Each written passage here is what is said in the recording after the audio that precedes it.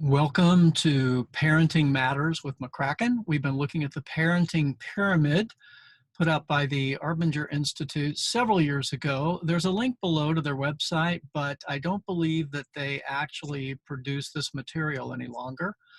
Nevertheless, I want you to know it's not original to me, but it's been important to me in providing a context for correcting my children.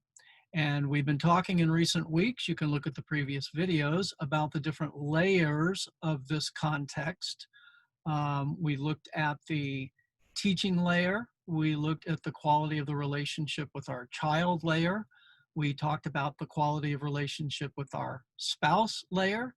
And today we're answering the question, how pure is my character? There's the character layer that's at the very bottom of this pyramid. And the bottom is the starting place. It is the ultimate foundation. And particularly when we're looking at character here, we're thinking in terms of how do I view other people? Do I view other people as a means to my ends? Do I see my wife as a unique and precious person, or more of an object to fulfill my desires and make me happy? Whenever I meet a couple who are in a relationship, whether they've just started dating or maybe they're engaged, I ask frequently, what is it that attracted you to the other person? And whenever I hear the statement, they make me happy, I cringe a little bit because this relationship looks like it's on a bad start. It looks like my love for this other person is based on how they make me feel, which is a shaky foundation because we can wake up one morning, many mornings of a week, feeling really cruddy and not having any explanation for it.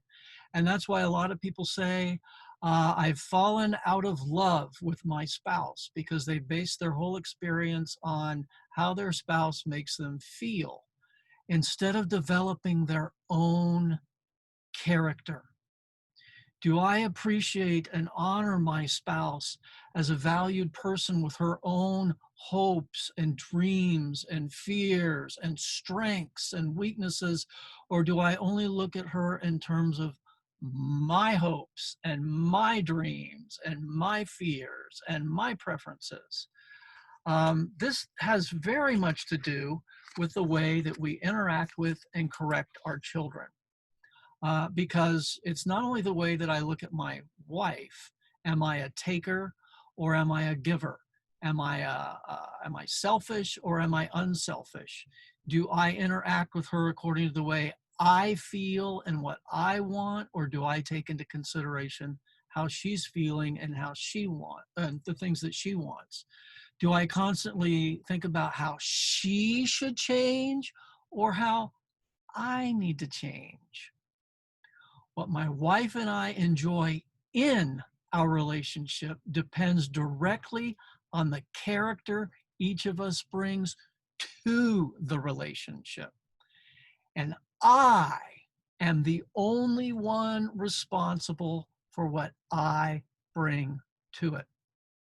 But how does this affect our kids? Well, the same thing. If I don't have the character to respect and honor my wife, I'm not going to respect and honor my kids. Do I see my children as a tiresome burden, an unwelcome obligation?